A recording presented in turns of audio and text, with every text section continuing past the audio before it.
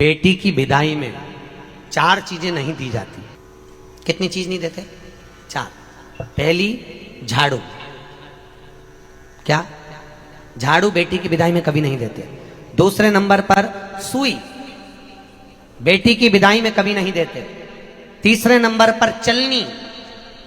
क्या बोलते हो? चलनी बोलते हो ना, आटा छानने वाली चलनी, बेटी की विदाई में नहीं दी जाती।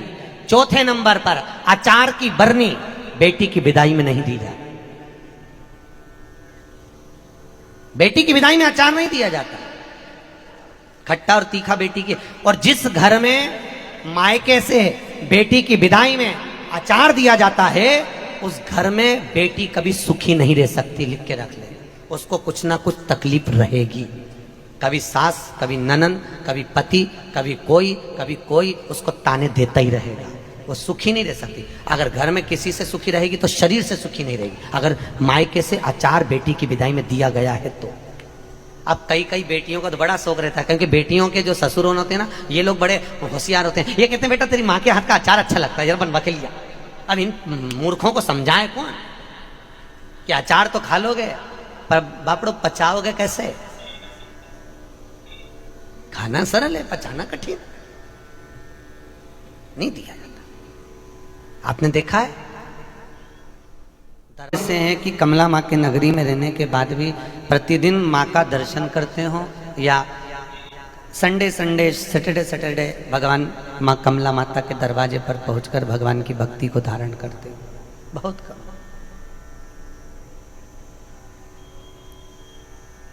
माँ गंगा के घाट पर रहने के बाद भी गंगा का स्नान नहीं कर पाना, यह हमारी कहीं भाग्य में लिखा ही नहीं है। और किसी किसी की किस्मत ऐसी होती है कि दूर दूर से भी लोग यहाँ दर्शन करने के लिए आ जाते हैं, या कथा का रसपान करने के लिए आ जाते हैं, या कथा श्रवण करने के लिए आ जाते हैं। कहीं प्रभु की कृपा है तो।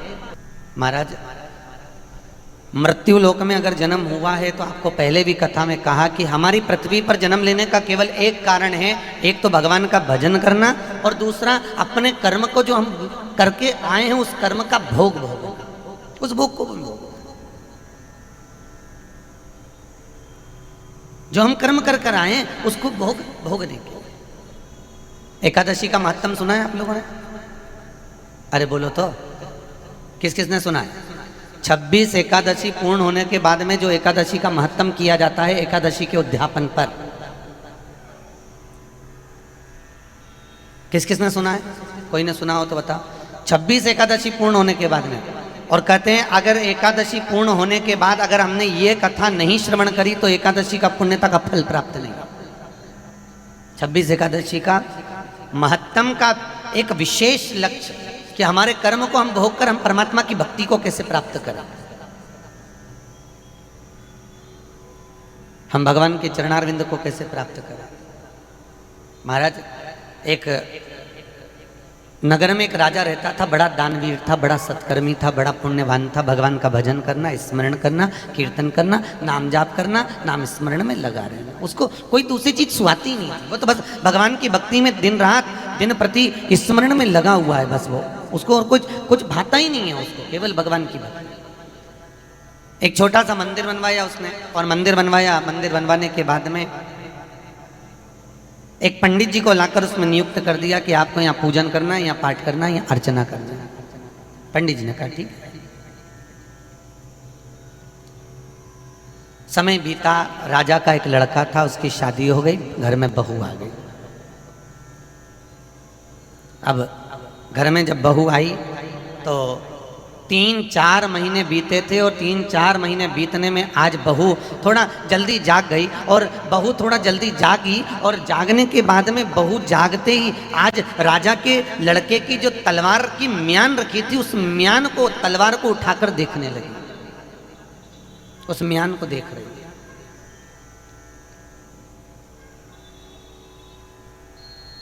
और उस म्यान को जब देखा, म्यान जानते हो जिसमें तलवार रखी जाती है, म्यान देखी, बड़ी सुंदर थी, बड़ी अच्छी। इतनी सुंदर म्यान को देखकर उसने मन में विचार करा कि म्यान इतनी सुंदर है तो तलवार कितनी सुंदर होगी, कितनी सुंदर है। उसने उस म्यान में से तलवार को निकाला और तलवार को निकाला, तो जैसे ही तलवार को निकाला, तलवार निकालते से उसकी चमक के कारण वो तलवार हाथ से छूट गई और तलवार छूटी और जहां राजा का लड़का सोया हुआ था, इसका पति सोया हुआ था, उसके गले पर जाकर पड़ गई। पति मर गया, पति मरा। और जब पति मरा तो इसने विचार करा कि मैं अगर राजा के पास में जाती हूं तो राजा सोचेगा कि मैंने तलवार से अपने पति को मार दिया और मृत्यु दंड दे देगा, तो मैं करूं तो करूं क्या। इसने मन में विचार करा, एक काम करती हूं, सवेरे सवेरे पंडित जी पूजन करने के लिए आते हैं और जब पंडित जी पूजन करने के लिए आएंगे मंदिर में, तो इस राजा के लड़के के शव को उठाकर मैं खींचकर रात्रि में उस मंदिर के पीछे जो तुलसी का क्यारा है, उस क्यारे के पास में इसको ले जाकर पटक देती हूँ और सवेरे राजा आएगा तब मैं चिल्ला दूंगी कि पंडित जी ने इसको मारा है, पंडित ने इसको समाप्त कर दिया। महाराज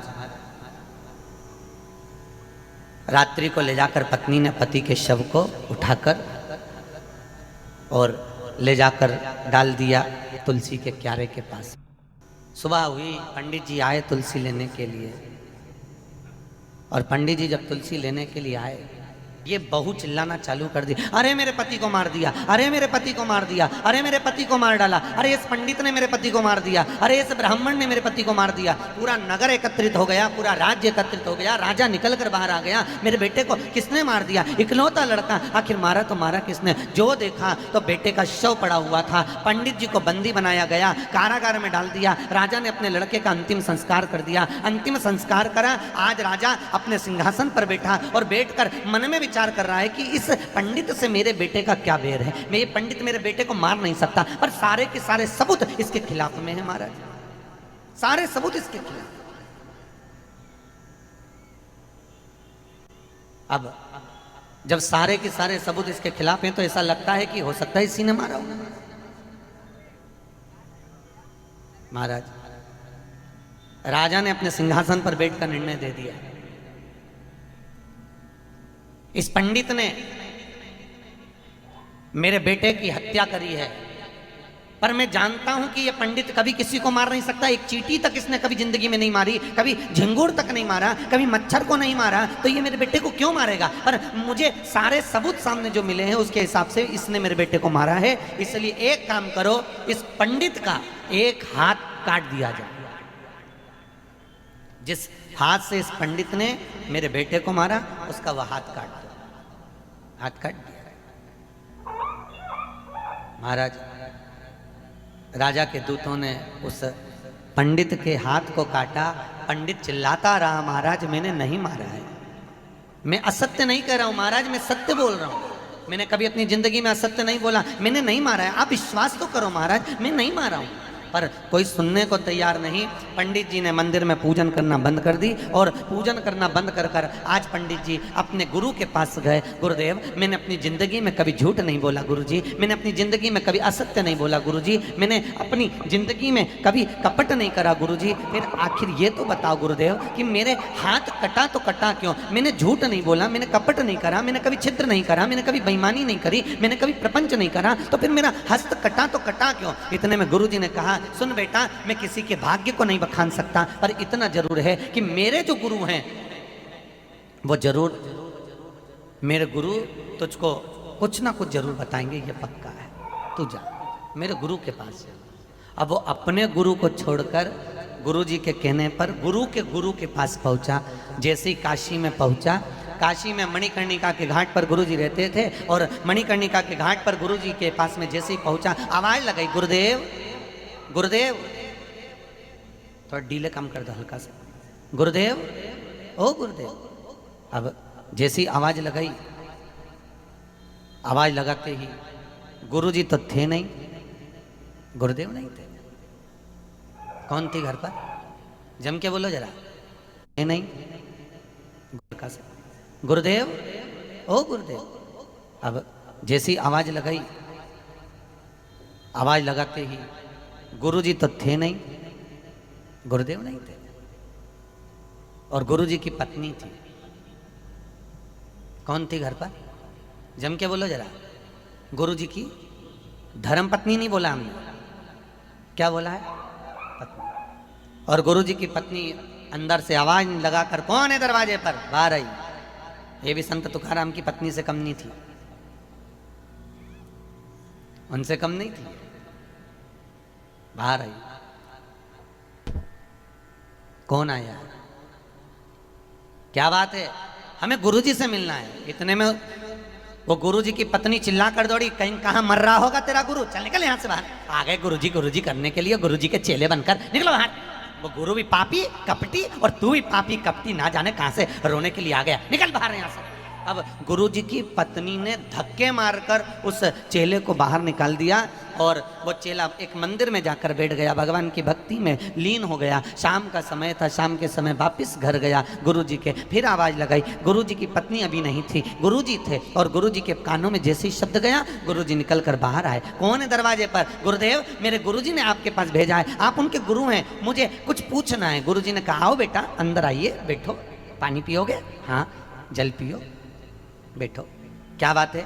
मेरे गुरुजी ने भेजा है, मेरा भाग्य पूछना है कि मेरा पूर्व में मैंने कौन सा कर्म करा था कि मेरा हाथ कटा। पर गुरुदेव, मैं अपना कर्म तो बाद में पूछूंगा, पर पहले आप एक बात अपनी जिंदगी की मुझे बता दो कि मैं अपना कर्म पूछता वो अपनी जगह पर है, पर मैं सवेरे आया था, आपकी पत्नी ने इतनी गालियां दी, आपको भी गालियां दी, मेरे को भी गाली दी, पर एक बात तो बताओ गुरुजी, मेरा कर्म तो बाद में बताना, पर आपने ऐसा कौन सा कर्म करा था जो आपको ऐसी मिली है? आपने करा क्या था? क्या करा?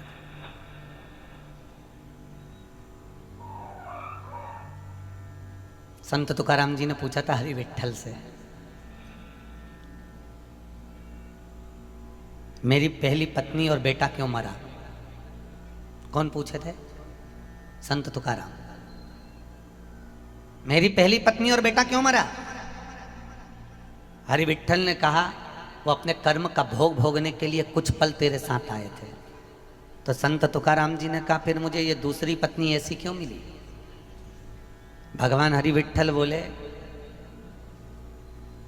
तू इतना मीठा बोलता है तुकाराम, तू इतना मीठा बोलता है कि किसी दुश्मन को भी तू अपना बना लेता है। अगर तेरी पत्नी तेरी मिठास से तेरी ओर ललायित हो जाती तो तू अपनी पत्नी को नहीं छोड़ता, पत्नी तुझे नहीं छोड़ती, तो तू मेरे पास आ ही नहीं पाता। इसलिए मैंने तेरी पहली पत्नी को समाप्त कर कर दूसरा जो विवाह करवाया, उस विवाह में इतनी गालियां खिलवाई तुझको कि तेरा मन पत्नी में लगा ही नहीं, और पांडुरंगा में हरि विठ्ठल में लगकर तू मेरा हो गया और मैं तेरा हो गया, तू मेरा है। तो मेरा करमाला वालों से निवेदन है, अगर किसी को ऐसी मिली हो तो ये मेरे हरि विठ्ठल पांडुरंगा की कृपा समझना।